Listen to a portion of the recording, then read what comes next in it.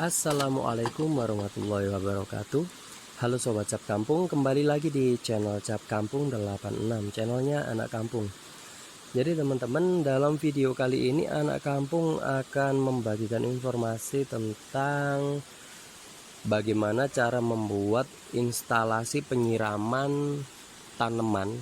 Dan tentunya di sini kita menggunakan tanaman Likuanzu ya.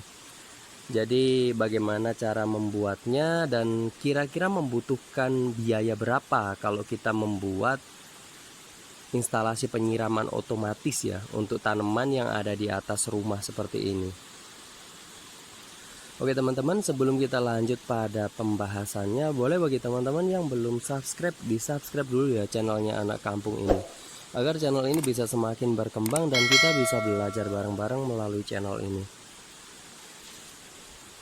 Oke teman-teman, kita lanjut aja. Jadi saat teman-teman menggunakan saat teman-teman ingin menggunakan penyiraman secara otomatis untuk tanaman yang ada di atas balkon seperti ini ya, dan kebetulan beberapa hari yang lalu, tepatnya tanggal 22 sih, sekarang udah tanggal 27. Jadi Anak Kampung baru aja nanam tanaman Likuanzu ya, dan tadi udah kita bahas juga di video sebelumnya berapa perincian untuk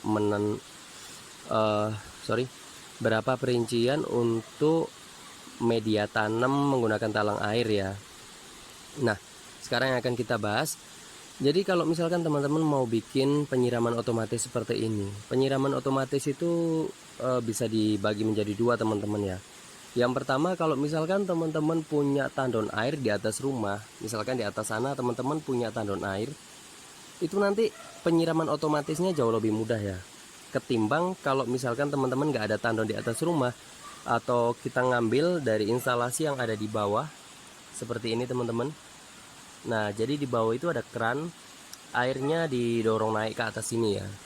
Nah, seperti ini. Nah, yang perlu diperhatikan teman-teman, kalau misalkan teman-teman itu bikin instalasi seperti ini, pipa yang teman-teman gunakan itu harus pipa ukuran kecil. Kenapa? Kalau pipa yang teman-teman gunakan itu ukuran besar, misalkan ini kan Anak Kampung menggunakan yang setengah dim aja ya. Jadi agar daya dorongnya itu lebih kuat. Kalau misalkan kita ganti di sini dengan pipa misalkan 1 dim gitu ya, otomatis kalau nggak dibantu dengan pompa air itu kayaknya nggak bakal kuat naik teman-teman. Nah, oke, selanjutnya apa aja sih yang dibutuhkan? Tentunya yang dibutuhkan kalau misalkan seperti yang udah Anak Kampung praktekkan ini, dan kebetulan ini Anak Kampung mau bikin instalasi penyiramannya itu untuk 2 tempat ya, satu di sini dan satu ada di seberang sana. Nah, jadi kita lakukan percabangan di sini teman-teman ya. Dari percabangan ini kita lanjutkan turun ke sini. Ini nanti tinggal kita bor aja karena ini masih buntu, belum dibor sampai ke ujung sana ya, sampai ke ujung tanamannya teman-teman. Nah, di sini sebelum air ini memasuki area media tanam, di sini kita udah kasih stop keran ya teman-teman. Tujuannya apa sih? Kalau misalkan teman-teman itu bikin instalasi seperti ini dan yang disiram itu hanya satu arah, walaupun nggak pakai stop keran, itu bisa langsung diatur tingkat berapa banyak air yang kita gunakan itu dari bawah sana teman-teman ya. Berbeda kalau misalkan teman-teman di sini kan kita melakukan percabangan ya, satu untuk ke sana dan satu lagi untuk ke sana teman-teman. Nah, itu otomatis teman-teman harus ngasih stop keran. Tujuannya untuk ngatur keseimbangan airnya ya. Jadi air ke sana biar nggak terlalu besar, yang ke sana biar nggak terlalu kecil, seperti itu teman-teman. Nah, selanjutnya sebentar lagi akan kita lanjutkan dengan pelobangan. Oke, kalau gitu kita jeda sejenak ya teman-teman. Oke teman-teman, jadi lubang yang ini tadi udah siap kita lobangin ya, udah selesai maksudnya. Dan yang ujung sana juga udah selesai kita lobangin. Sekarang kita akan langsung cek ya gimana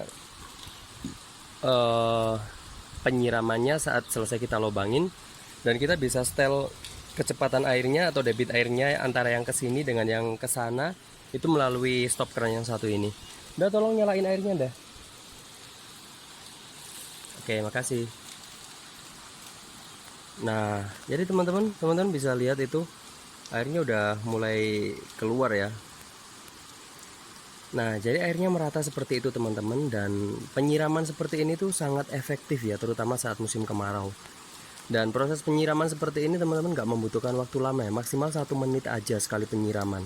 Nah, jadi sangat praktis kan, dan kita bisa setel debit airnya dari sini teman-teman. Jadi kalau misalkan kita kecilkan, nah itu kecil banget. Nah, makin kecil, bisa juga kita besarkan.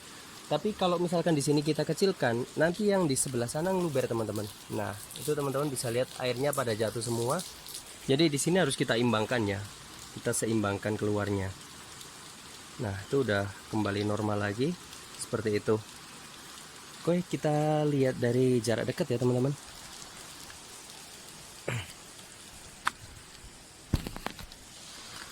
Nah, jadi seperti ini teman-teman.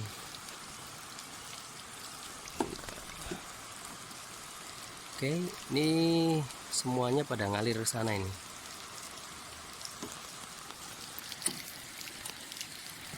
Dan kita juga bakal lihat yang sebelah sana teman-teman ya.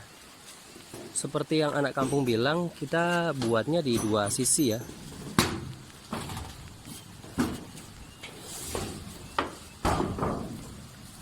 Oke.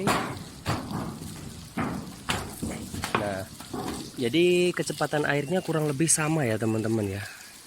Dan cara seperti ini efektif teman-teman, terairi secara merata. Teman-teman bisa lihat.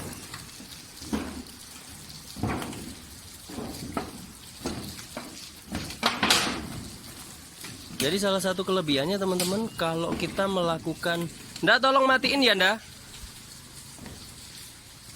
Jadi teman-teman, salah satu kelebihannya, kalau kita ngasih lubangnya itu di atas, maka air itu akan teraliri secara merata ya teman-teman. Berbeda kalau misalkan kita mikirnya kasih lubang di bawah sini teman-teman, di bawah pipa, itu air nggak bakal nyampe ujung sini. Jadi dia berhenti di ujung sana udah habis, nggak bakal nyampe ke sini. Beda kalau misalkan lubangnya kita kasih di atas seperti ini, itu pada saat air memenuhi semua volume pipa, maka dia akan ngeluber ke atas. Nah, seperti itu jauh lebih efektif teman-teman. Jauh lebih merata juga sih. Oke teman-teman, jadi cukup sekian ya informasi yang bisa anak kampung bagikan, bagaimana cara membuat instalasi penyiraman Liquanzu, atau sebenarnya bukan penyiraman Liquanzu aja sih. Instalasi seperti ini tuh bisa teman-teman lakukan untuk semua tanaman yang ada di atas rumah ya.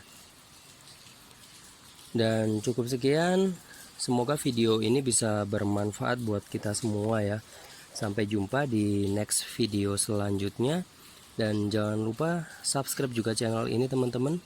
Like, share apabila teman-teman merasa konten ini bermanfaat untuk dibagikan. Dan terima kasih. Wassalamualaikum.